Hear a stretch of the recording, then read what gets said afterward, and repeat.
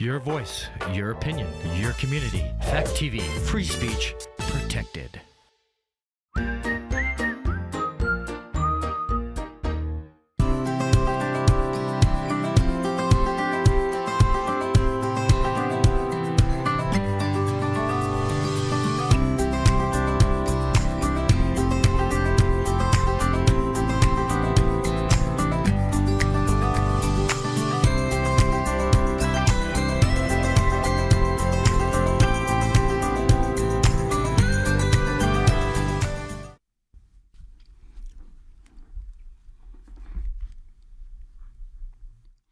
Hello, my name's Kris Roberts. Welcome to The Long Road. And what we're going to do is talk about some statistics about U.S. veterans. Some of these statistics are pretty in-depth detail, and some of them, it takes quite a long time to do the analysis and get the statistical data. So one that was published in 2021 covered 1980 to 2017, and another one that was in 2020 covered up to 2019. And you know, we see a lot of stuff about homeless veterans and stuff. Yes, there should not be any homeless veterans. But one of the things that's coming out that people don't really understand, if you're enlisted and you get a dishonorable discharge or bad conduct discharge or other than honorable or less than honorable discharge, you, in those cases, for VA purposes, you're not a veteran. Legally, you're not a veteran. If you don't serve 24 consecutive months, you're not a veteran unless you have served in a war zone. So if I served for 18 months and then I get a bad conduct discharge because I use drugs, then I'm not a veteran, and then I'm not allowed by law to use the VA. And so you can still be a drug addict, but you can't get treated, and the military is not going to treat you, and the VA is not going to treat you. And so you see a person on the in the homeless or whatever, and he says, "I'm an Army veteran." Yes, it means that that person could have served in the Army, but he or she did not meet the requirements to become a United States veteran. There are legal requirements. So when you go and say this veteran is homeless or this veteran is this, you have to be really careful because of the legalese. What is legally a veteran in the United States? Bad conduct, like I said, bad conduct discharge, dishonorable discharge, or dismissal, which is from an officer. Those mean you're not a veteran. Those means you were convicted by a court of felonies, usually multiple felonies that result in you getting that type of discharge. Yes, if you got less than honorable or not less than under honorable conditions, you can petition the VA to upgrade your discharge for VA purposes. I have done that for a number of which are now veterans. Or if you have less than an honorable, other than honorable discharge, there's a chapter 17 where we go in and say these are the veteran individual service-connected injuries, And then what will happen is the VA will grant service connected for that, and the VA would pay for any treatment that would be related to those injuries.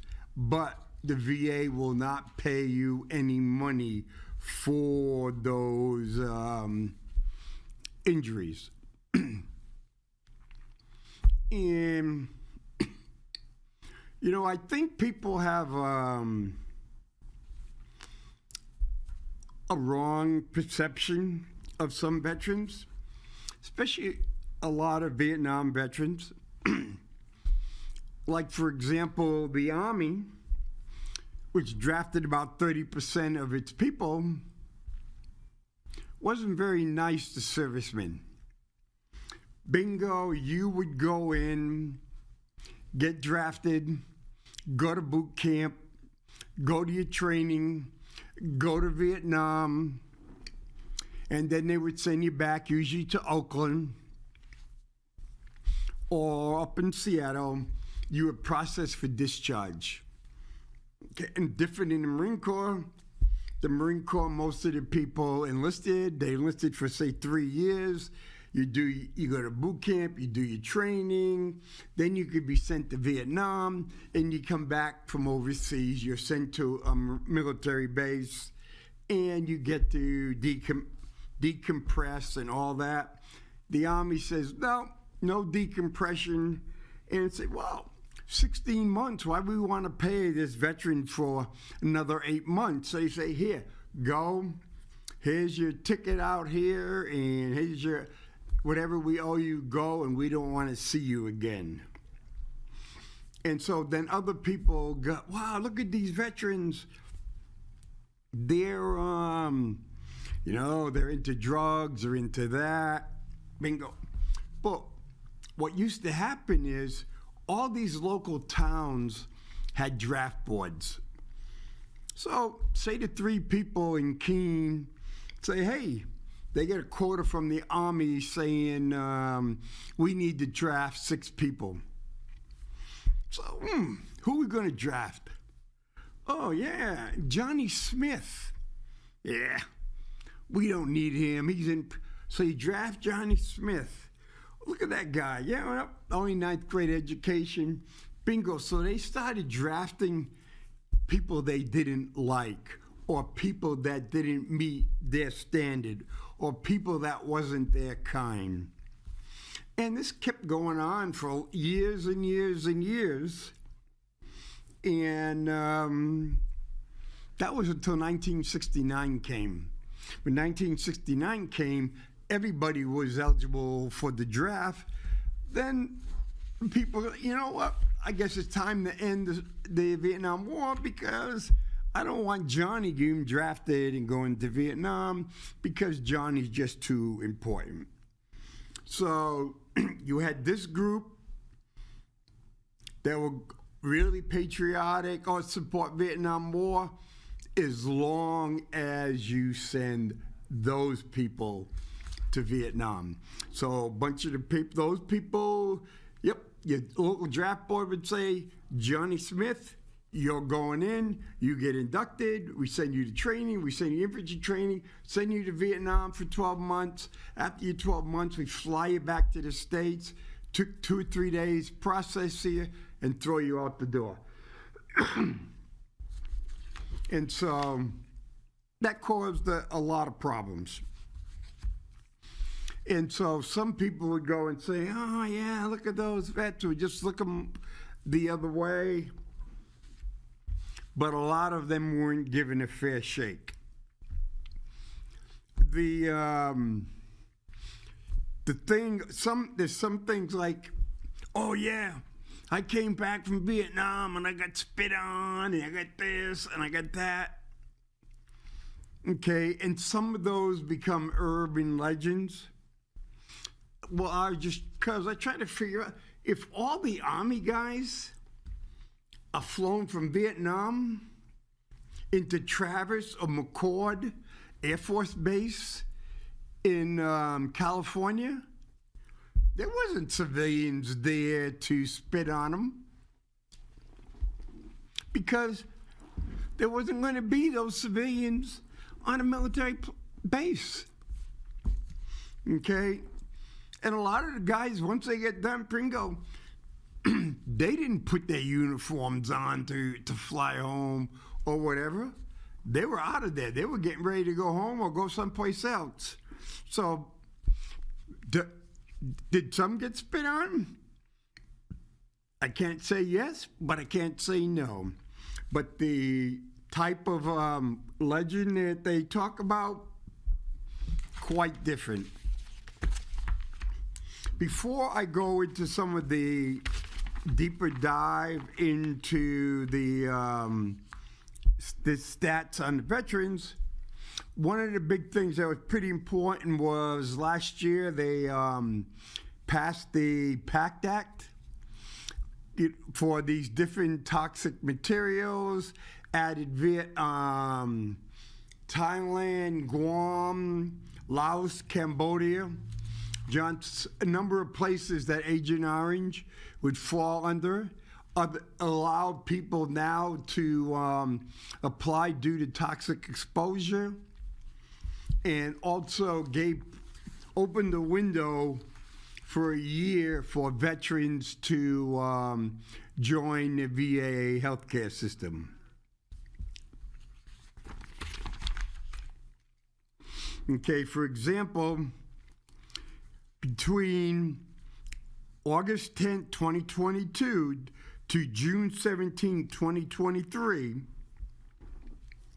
just for the PACT Act, they had up until August 9th of 2023 to fall under the PACT Act, 329,706 claims were filed in that 10th month period from the day that the PACT Act went into effect. Of those 329,706, 279,925, or 79.1% of claims due to the PACT Act were approved. Yes, a number of them for high blood pressure, it was approved as service-connected with a 0. Well, even if you're taking 2 or 3 pills and your blood pressure is controlled, it's service-connected, but it's a 0 or maybe a 10. But if you have a stroke, that stroke would be service-connected to that high blood pressure. So, for example, you may have a 0% for the high blood pressure and then up having a stroke and getting 60% for the stroke, which would be secondary to the high blood pressure. So a lot of people go, oh, I only got a 0. Well, you know what? What doctor is ethically going to take you off all your medications for 3, 4, 5 weeks so you can go for your exam with a real high blood pressure? If you have a doctor that's willing to do that, you need to find a new doctor.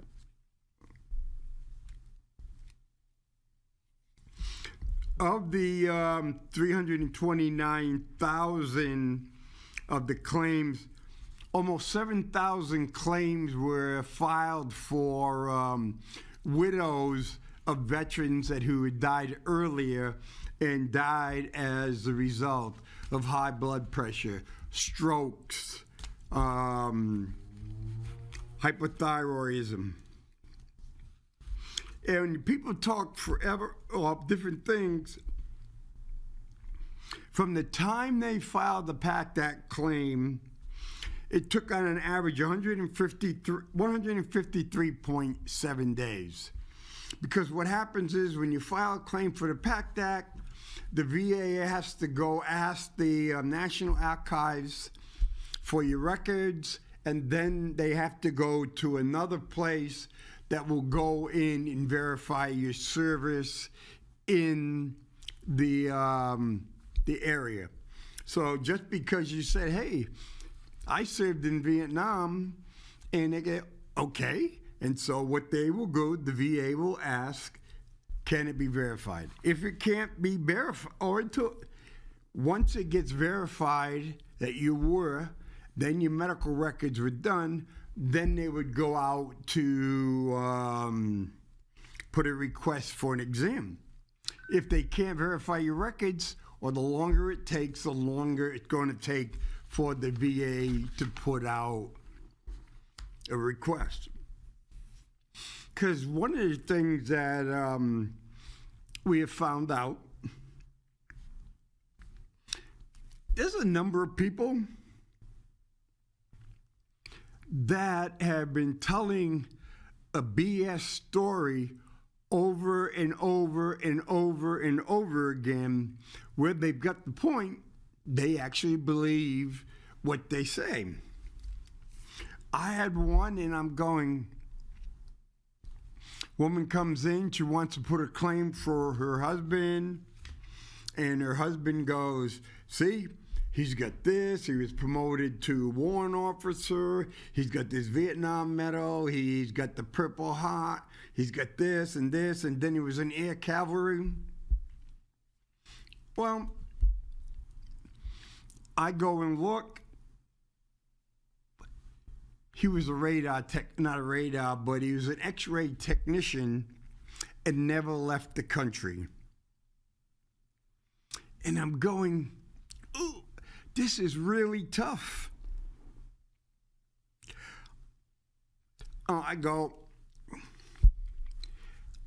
I can't tell the woman that I have all the records concerning her deceased veteran, and the veteran had been telling the family for over 30 years a story. He had the shadow box with the medals and everything on the wall, and the woman's in there hugging it, showing it to me. I'm going, if I tell the woman, I don't know how she's going to react.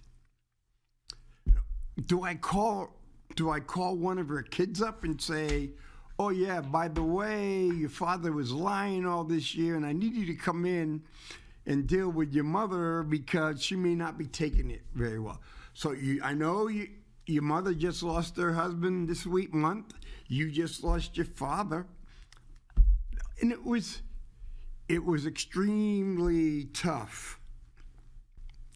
And unfortunately, I've had more than a few veterans, widows, that I ended up working with and finding out a stolen valor.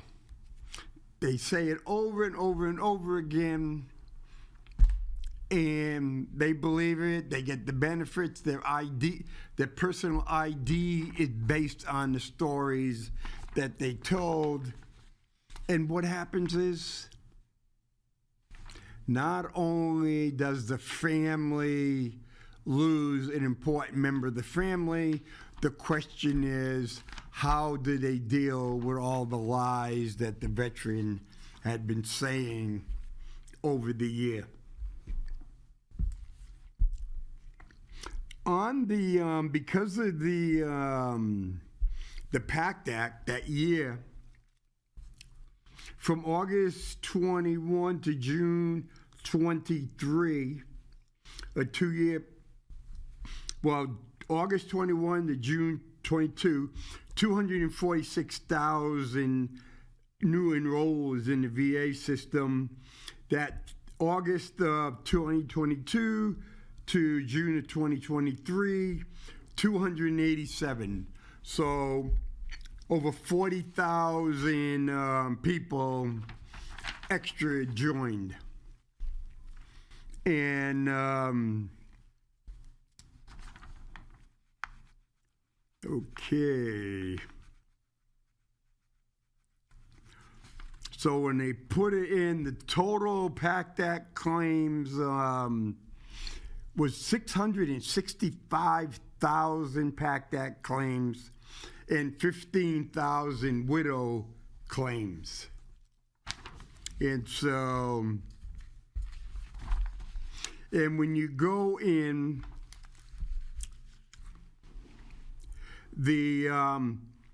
hypertension, vascular disease. 109,000 claims were submitted. 80% were service connected. Rhinoceros, 69,000 were submitted, 82%. Asthma, 30,000, 51%. Malignant growth, 15,000, 68%. And sinusitis, 32,000, 55%. The thing in on a bunch of them, those are the thing up here in your nose and sinusitis. A lot of those are 0 and 10%. And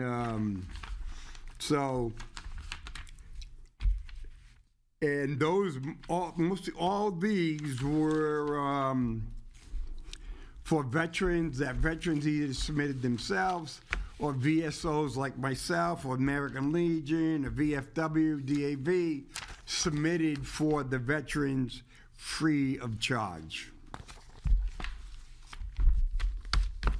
Okay. What is the veterans population? It used to be that everybody knew a veteran or had a veteran in their household. Okay, in 1980, there was 30.9 million veterans in the United States.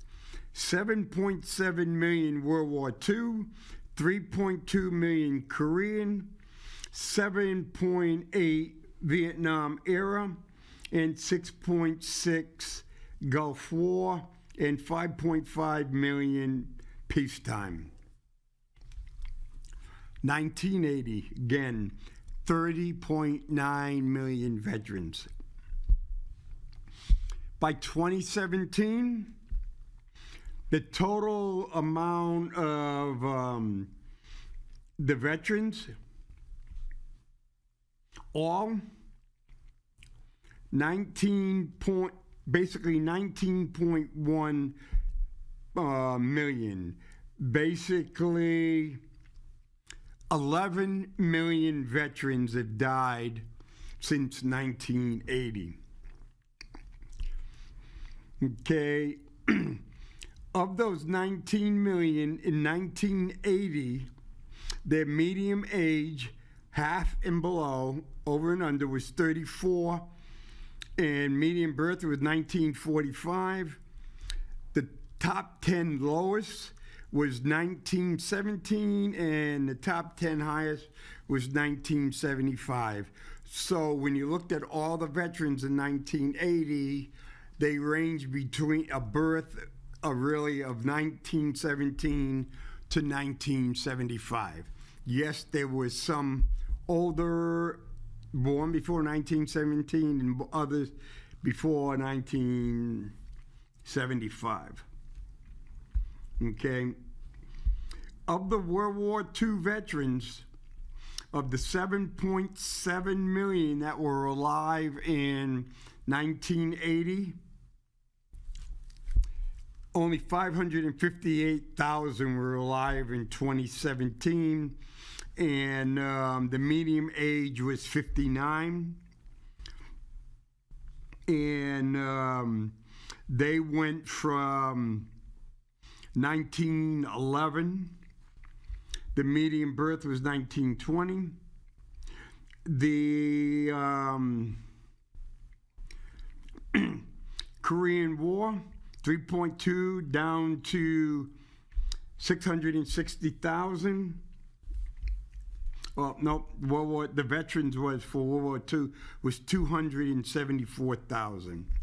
So between 1980 and 2017, 96% of the World War II veterans passed. Korea, 79% of the Korean War veterans had passed. Vietnam era, 34%. 1 out of every 3 persons that served during the Vietnam era had passed.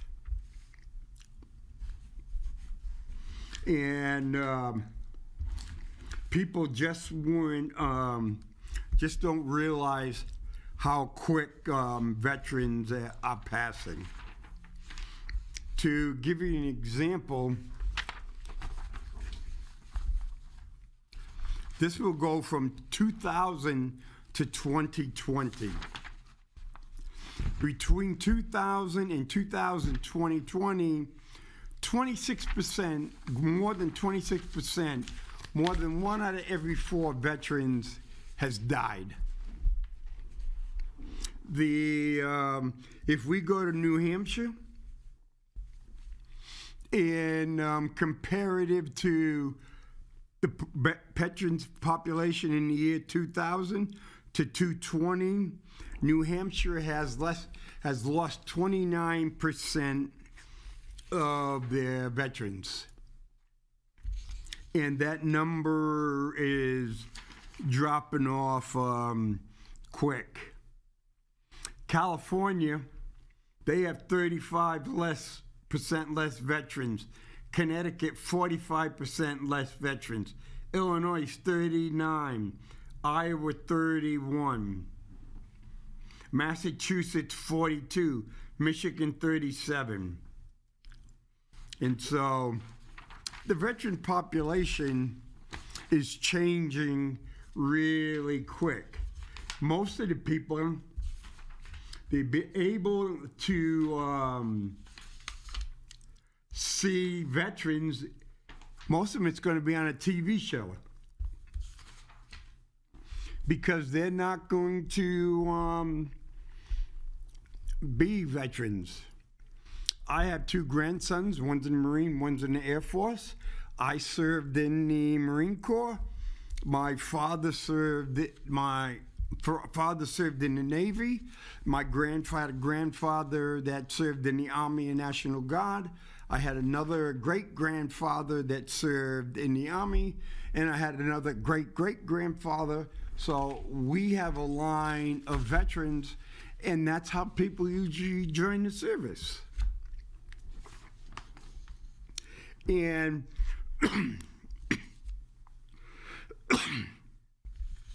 you know, when we look at key statistics on veterans,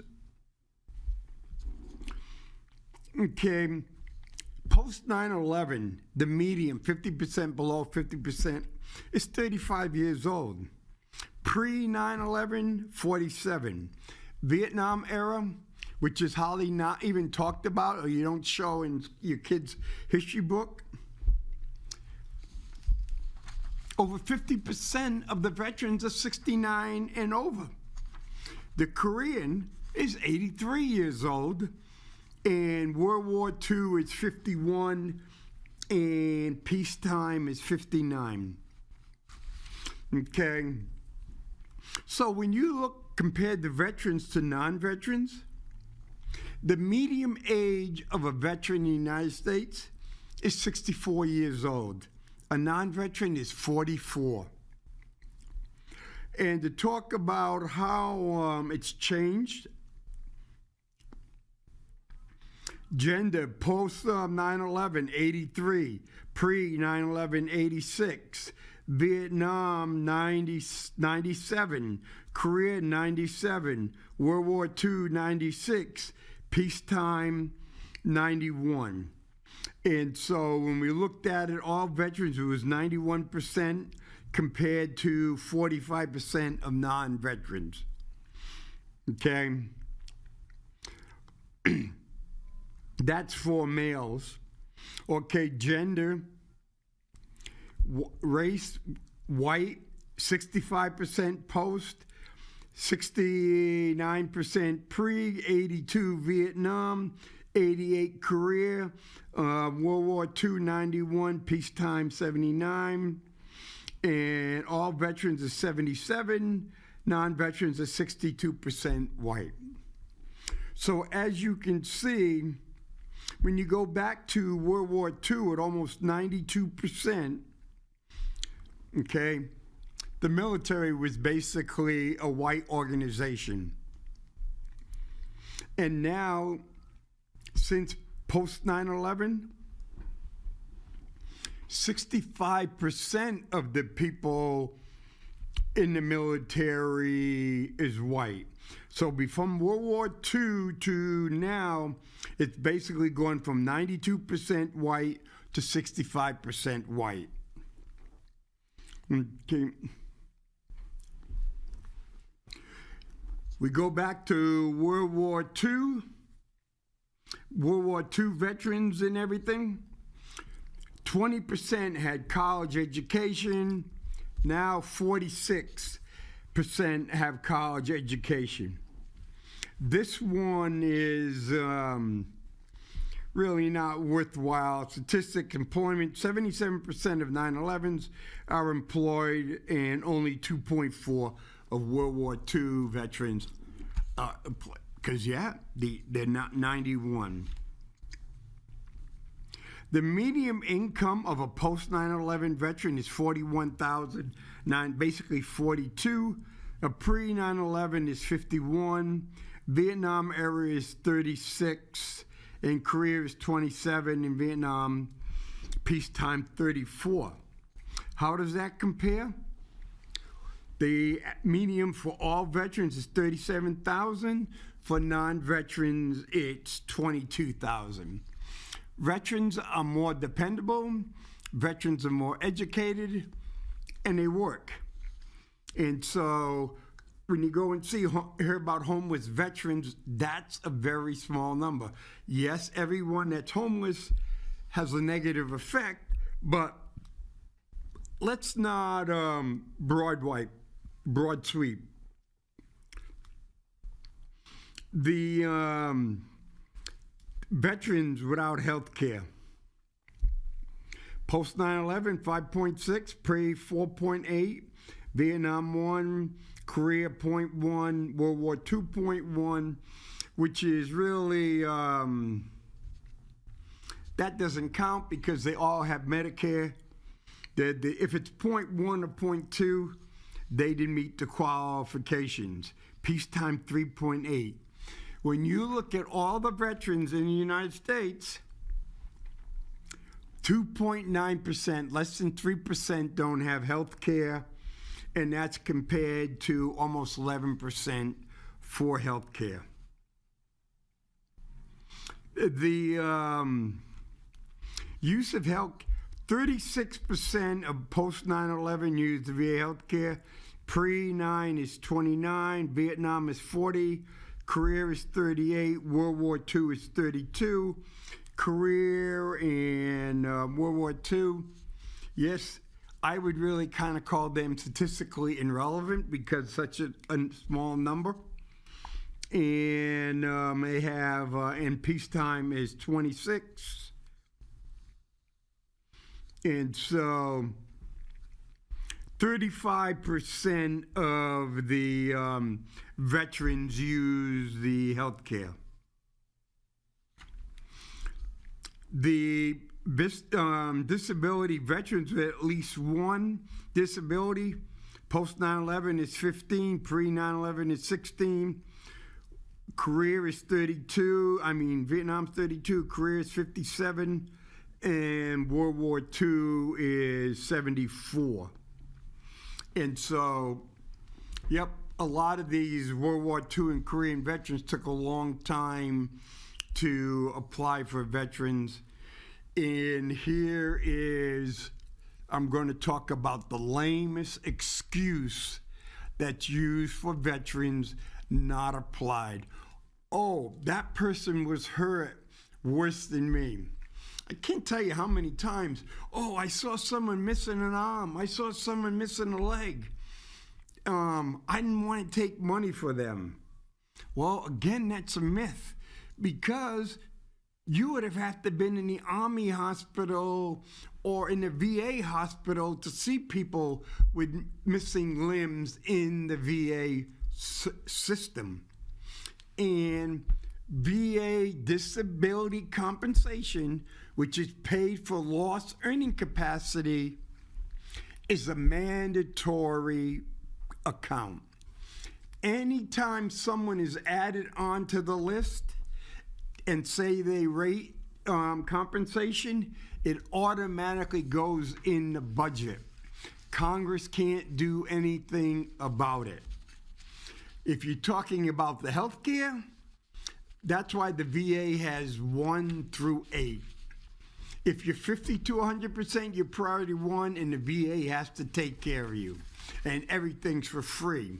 If you're 20 to 40, the VA takes care of your the things you're service connected. You pay a copay for other stuff. If you're 40%, you get mileage. If you're under 40%, you get mileage only for the service connected thing. You get your drugs, you pay a copay on your drugs, and it changes, and I think now it's up to a maximum of $700.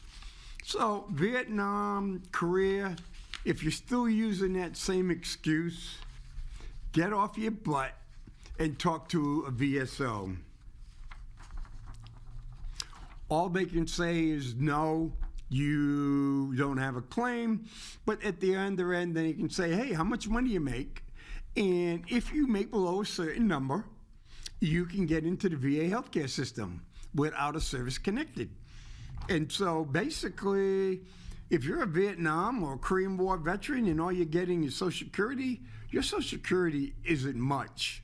So you would qualify to get into the VA healthcare as long as you don't have one of those bad paper discharges.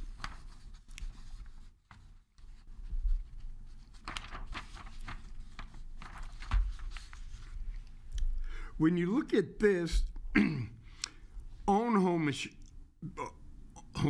ownership, post 9/11 57, pre 71, Vietnam 83, Korea 83, World War II 72, peacetime 77, World War II again it seems low, but that's because a number of the veterans are in nursing homes or assisted living.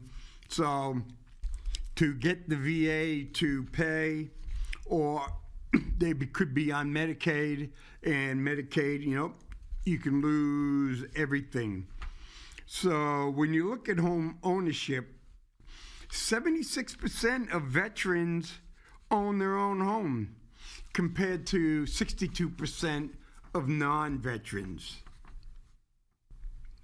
63% of veterans are married, compared to 48% non-veterans.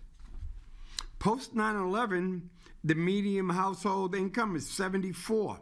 Pre 9/11 is 62,000. Vietnam 57, Korea 43, peacetime 55.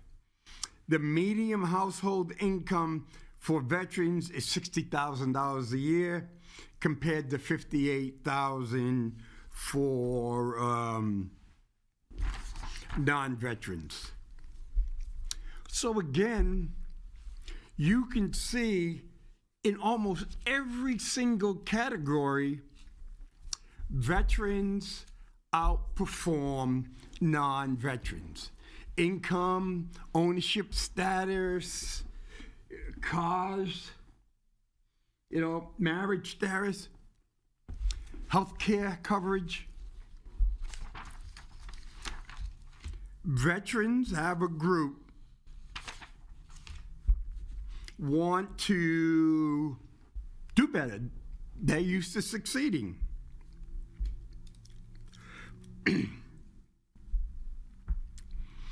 And veterans on average were older than non-veterans. Okay? For example, over 28% of the veterans right now, basically almost 1 out of every 3 veterans is between 65 and 74. Okay?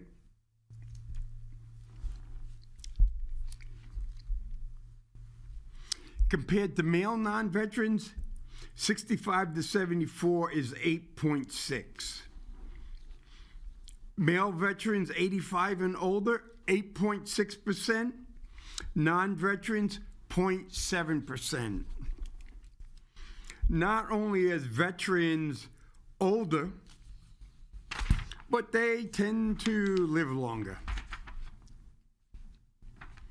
It's not much different for, let's see, like women veterans, 65 to 64 is 23%, and 65 to 64 for non-veteran women is 16. And it's that 55 to 64 of older veteran female is because they started to accept more veterans. For example, the median age of female veterans was 51, non-veteran was 47. The median age of male veterans was 65, and the median age of non-veteran men are 42.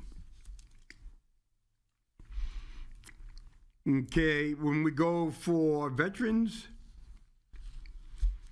men, 78% are white compared to 60% non-veterans. Non-white, non-Hispanic, 14%.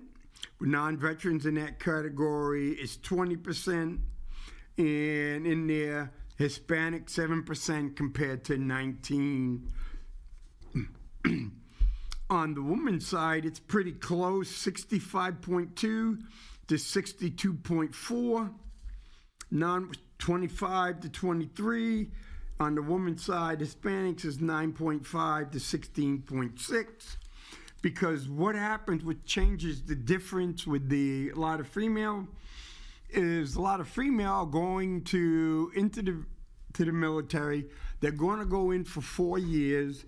A lot of them are going to work to get their associate's degree while they're on active duty, having the military pay for it, get out of the military with their GI Bill, to take the first 2 years of the GI Bill to pay for them to finish their bachelor's degree, and the last 2 years of the GI Bill to get their master's degree. So then, basically, they can be 26 years old, have their master's degree, and have no debt. Or compared, you could be a regular college student, 26, 28, have your master's degree, never made any money, and be $80 to $100 to $120,000 in debt.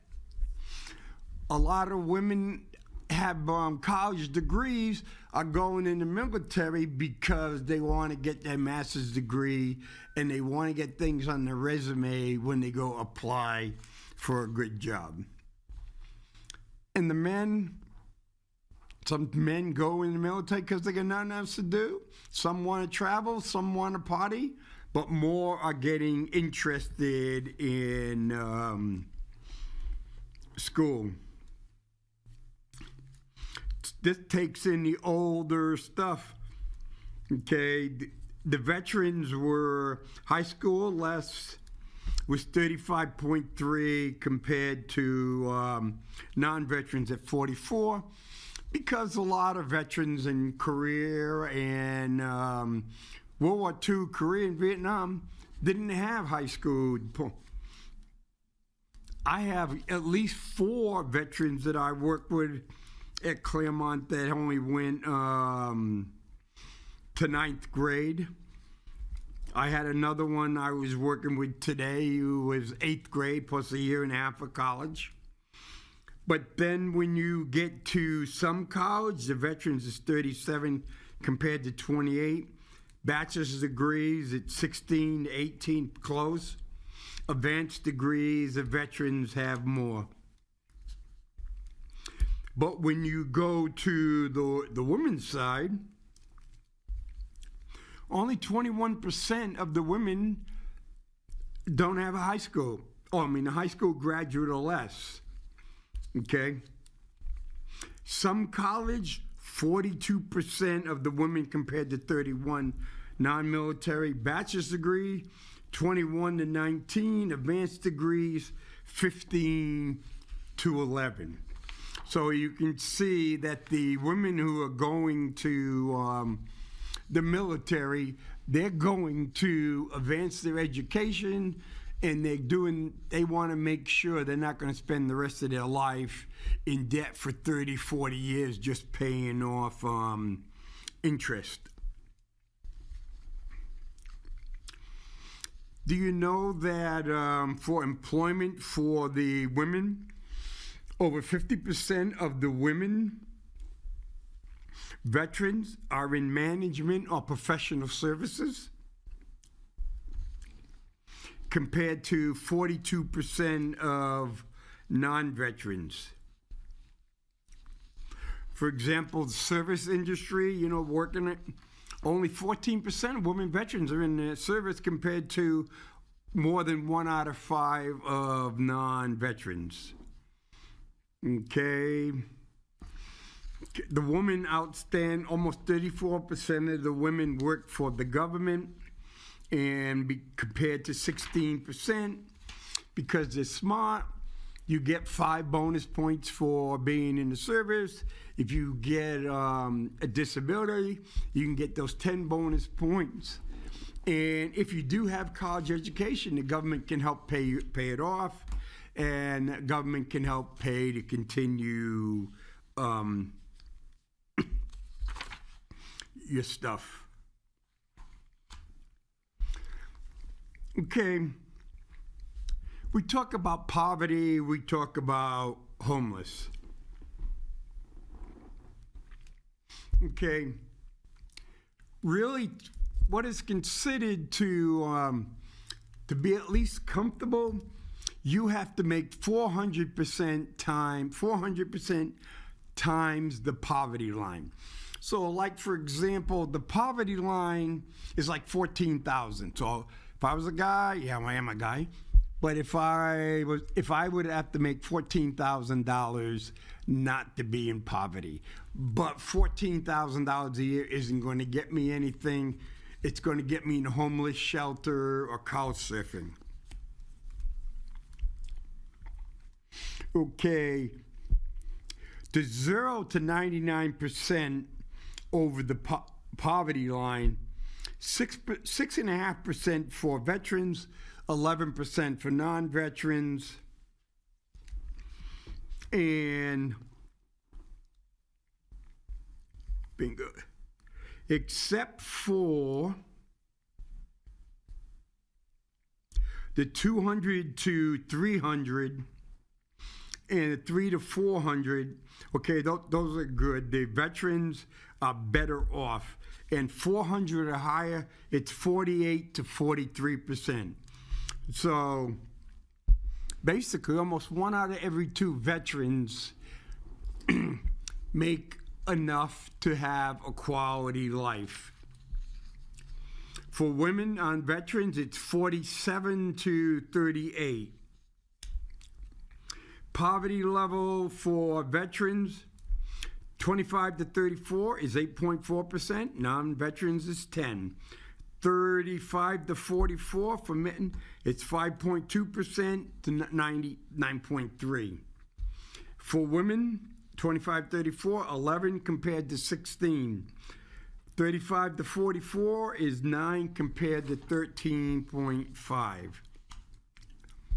Again, they're going to do a much better job, have a much better quality of life. Like we said, about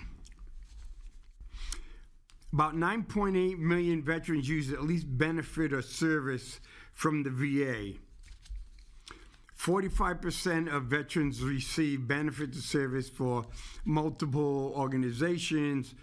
Okay, this one, 6.1 million veterans use the VA healthcare. 4.8 get compensation or pension. Pension, again, is for poor veterans who served during the war. For example, if you had served during the war and you're making only $600 a month on Social Security, which comes to $7,200, and the pension amount was $14,200, if you came to me and we put in a pension request, the VA would give you another $7,000 to bring you up to 14.2. That's what's called a war pension. And so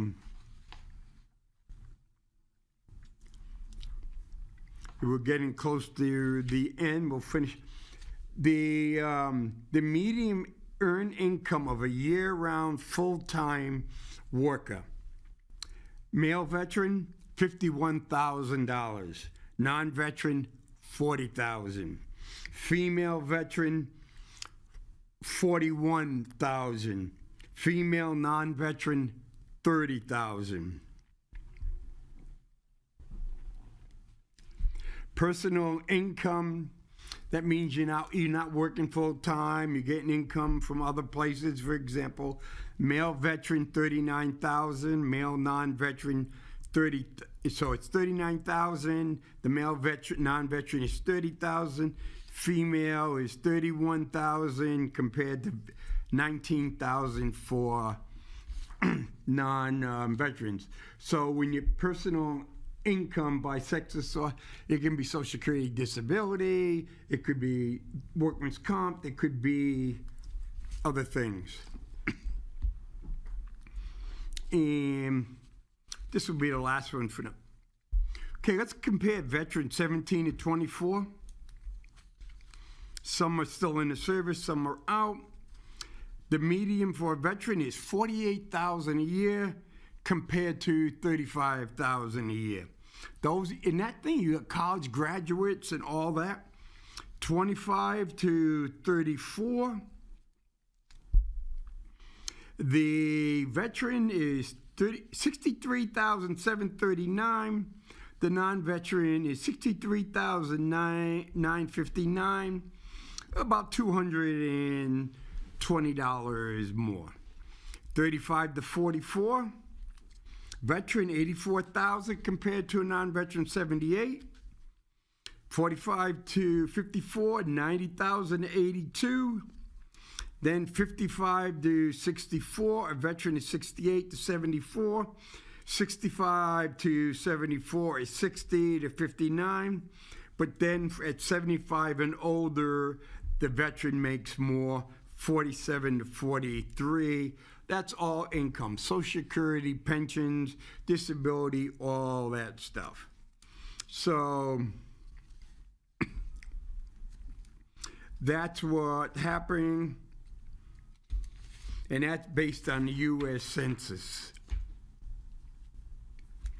For the women, in those it's 44 to 28, 56 to 51, 71 to 65, 77 to 70, 64 to 58, 46 to 41, 31 to 26. The median household income of female veteran compared to a non-female veteran is $10,000 more. The difference with the median household income is that it counts everybody in there. So when I had my 3 daughters at home and they're working at McDonald's or some other place, is 15 and older, their income has to count. So when people tell you being a veteran, oh no, it sucked at all that, for the vast majority of veterans, they have gone into the service, came out better prepared for success in the real world, and a lot of them have done very successful. And as the numbers and statistics show, veterans are doing very well, much better than non-veterans. And not only do they do better income-wise, non-veterans, but they also have better health care access, a whole bunch of other things that a lot of veterans don't have. But when you're going to hear some people say, oh, it sucked. I got screwed over and everything. Yes, some people get screwed over. They have lousy bosses in the service and leaders. And the number one reason for people to leave the service is because they had a crappy boss. That's what does it. And so before you just jump to conclusions and listen to what people are saying on Facebook or whatever, or these other ones of how bad the service is or how bad the VA is, think about it. Ask someone in the know. Okay? The VA is like any other bureaucracy. You get 80% of the people just sit there and do nothing. 8 o'clock, 4 o'clock, they're waiting. But if you ask the right people, you can get the right answers. There are plenty of people out there, and there's plenty of people out there who are not trying to put the shaft to you and take your money. And so being a vet means you mostly highly succeeded. And there's nothing wrong with that. But don't listen to the naysayers who says no. And most of the time when people get their claim disproved by the VA, it wasn't a valid claim or they didn't do their homework. And so that's the end of today's show.